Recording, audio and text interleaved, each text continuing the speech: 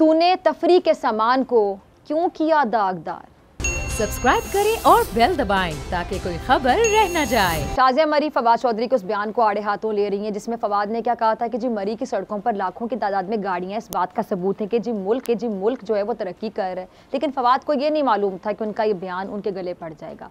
शाज़िया मरी इस सानहे को हुकूमत की नाअहली करार दे रही हैं और यही बात राना सनाउल्लाह साहब भी कर रहे हैं। राना साहब के कहने का मतलब ये है कि जी हुकूमत मरी में 1 लाख गाड़ियों के दाखिले पर खुश तो बहुत थी, लेकिन वो इस खुशी में ये भूल बैठी थी कि इन गाड़ियों का इनखला भी कराना हुकूमत का ही काम है।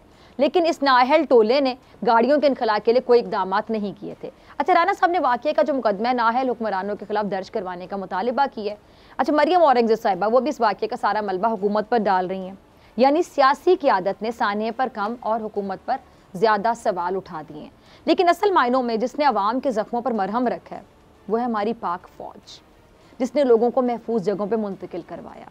ये वही पाक फ़ौज है जिस पर अपोजिशन तनकीद करती रही। ये वही पाक फ़ौज है जिसके बारे में तरह तरह की इल्ज़ाम तराशियाँ की गई। लेकिन इसी पाक फ़ौज के बहादुर जवानों ने मरी में आकर लोगों को रेस्क्यू किया, लेकिन सियासी रहबर सिर्फ उलझने में लगे रहे। अब ऐसी मनफी सियासत के आलम में ये सवाल उठ रहा है कि इमरान खान साहब सियाहत के शोबे की फ़रोग की बात करते हैं, लेकिन क्या ऐसे वाक़यात और ख़ासतौर पे जो ऐसी सियासत है इसके बाद क्या लोगों का भरोसा टूरिज़्म पर कम नहीं हो जाएगा। लेकिन हमारे सियासतदानों को शायद इससे कोई लेना देना नहीं है। उनको गर्ज है तो किसको डील मिलेगी इस बात से है, या किसको ढील मिल रही है इस बात से गर्ज है। उन्हें मतलब है तो सिर्फ इस बात से कि फ़ॉरेन फंडिंग में कौन बाहर होगा और किसकी महफूज रहेगी। उन्हें फ़िक्र है तो शायद इतनी कि उनके मुखालिफिन ने क्या कुछ किया और क्या नहीं किया। अब सिंध और विफाक में झगड़ा जो है वो हल नहीं हो रहा है और असद उमर साहब सिंध हुकूमत से बाकायदा पूछ रहे हैं कि जो अरबों रुपए के फंड्स मिले थे वो किधर गए हैं। ज़रा असद उमर साहब का क्लिप चलाइएगा। असद उमर साहब को हुकूमत की अपनी कारकर्दगी पर सवालिया निशान लगे हुए हैं। महंगाई बेरोज़गारी की इंतहा नहीं और इसी महंगाई ने विफाकी हुकूमत को सियासी तौर पर बहुत नुकसान भी पहुँचाया। हुकूमत तो खुद कहती है कि आने वाले जो 3 महीने उसमें अगर महंगाई पर कंट्रोल नहीं किया गया तो हुकूमत को अगले इलेक्शन में मुश्किलात का सामना करना पड़ सकता है।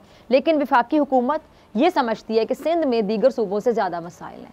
इन मसाइल को अगर हल ना किया जाए और इनको हल ना करने की जो वजह है उससे विफाक की साख जो है वो ख़राब हो रही है, इमेज ख़राब हो रहा है। और यही वजह है कि असद उमर सिंध हुकूमत को निशाना बना रहे हैं और कह रहे हैं जी कि सिंध हुकूमत ने मकामी हुकूमत को मफलूज कर दिया और मकामी हुकूमत के सारे इख्तियारात सिंध हुकूमत ने अपने कब्ज़े में ले लिए। अच्छा, विफाकी हुकूमत सिंध हुकूमत से एक सवाल पूछ रही है कि कराची से जो पैसा इकट्ठा होता है और इसके अलावा जो दीगर टैक्सेस से सिंध हुकूमत पैसा इकट्ठा करती है वो सिंध की आवाम पर क्यों नहीं लग रहा। अब जहां विफाकी हुकूमत कराची को खुद मुख्त चाहती है तो वहीं पर पीपल्स पार्टी के रहनुमा नासिर हुसैन शाह साहब हुकूमत पर तंज के तीर बरसाते हुए कहते हैं कि विफाकी हुकूमत तो पंजाब में स्मोक का इल्ज़ाम भी वज़ीर आला सिंध पर लगा देती है। नासिर हुसैन शाह साहब को उनकी बातों से लग रहा है कि वो हुकूमत की बातों को संजीदा ही नहीं ले रहे, सीरियस ही नहीं ले रहे, क्योंकि उनके बकौल हुकूमत ने कभी संजीदा बात की ही नहीं है। और पीपल्स पार्टी के नज़दीक विफाकी हुकूमत सिंध हुकूमत पर इसीलिए इल्ज़ाम लगा रही है ताकि वो अपनी नाअहलियों से अवाम की तवज्जो हटा सकें। अब नाज़रीन, सिंध की सियासत में जमात इस्लामी का भी एक अहम किरदार है और ये कैसे हो सकता है कि जब मामला सिंध का हो और जमात इस्लामी अपनी राय का इजहार ना करे। अब जहाँ तहरीक इंसाफ और पीपल्स पार्टी बाकायदा एक दूसरे को की जो कमज़ोरी हैं उन पर एक दूसरे का गिरेबान पकड़ रही हैं, तो वहीं पर जमात इस्लामी के हाफिज़ नईम सिंध के बल्दियाती एड चार्ट पर सिंध हुकूमत की नीयत पर बाकायदा शक कर रहे हैं। जमात इस्लामी का ये दावा है कि बल्दियाती निज़ाम को सिंध हुकूमत ने यरगमाल बना लिया, इसीलिए जमात इस्लामी मुतालिबा करी कि सिंध के इदारों और इख्तियारात पे कब्जा ख़त्म किया जाए। अच्छा, हाफिज़ नईम रहमान साहब पर ये इल्ज़ाम सिंध हुकूमत पर लगा रहे हैं कि जो सिंध के वसाइल हैं उस पर कुछ लोगों ने बाकायदा कब्जा जमाया हुआ है और हाफिज़ साहब के इल्ज़ामात को सईद गनी साहब बेबुनियाद करार देकर जमात इस्लामी पर बाकायदा जवाबी वार कर रहे हैं। जवाबी वार में इल्ज़ाम ये लगा रहे हैं कि जमात इस्लामी सिंध में लिसानियत को फ़रोग देकर तसादुम की हवा चलाना चाहती है। अब नाज़रीन, ये इल्ज़ामात का सिलसिला सिर्फ सिंध की सियासत तक महदूद नहीं है, बल्कि आप यूँ समझ लें कि ये सिलसिला कराची से खैबर तक फैला हुआ है। विफाक में भी यही तनकीद की जो ज़ोर से उछल रही है। हसन खावर साहब को पंजाब हुकूमत के तर्जुमान ये कहना चाहते हैं कि बुज़दार सरकार नून लीग से बहुत बेहतर रही है, क्योंकि पहले बारिश का पानी सड़कों पर खड़ा रहता था और शहबाज शरीफ साहब बड़े बड़े बूट पहनकर पानी में उतरकर ड्रामेबाजी किया करते थे, जो अब देखने में नहीं आ रही है।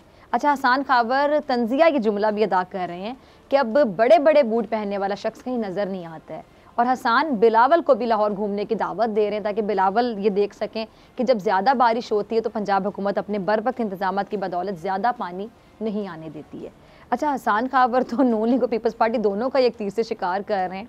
अच्छा, फवाद क्या कह रहे हैं कि अब शहबाज शरीफ जेल जाने की तैयारी करें और अपनी सीट भी बचाने की बाकायदा फिक्र करें, क्योंकि अपने भाई की झूठी जमानत देने पर अब वो नाअहल भी हो सकते हैं। अब नाज़रीन, सिंध का बल्दियाती निज़ाम हो, ऑडियो वीडियो लीक का मामला हो या फिर कारकर्दगी परफॉर्मेंस की बात हो, सब जमातें कह रही है कि ये हमारा मसला नहीं है। और रहबरों का यही रवैया सानिया मरी में भी देखने में आया, जो कि अफसोस का मुकाम है ना। अगर रहबरों ने अवामी मसाइल को अपना मसला ही ना समझा तो फिर अवाम रहबर को रहबर नहीं बल्कि रहज़न समझेंगे। और ऐसी सूरत हाल में अवाम ऐसे जो मनफी रवैये हैं इनको मुस्तरद करते हुए एक ही बात कहेंगे कि अब ऐसे नहीं चलेगा। सब्सक्राइब करें और बेल दबाएं ताकि कोई खबर रह न जाए।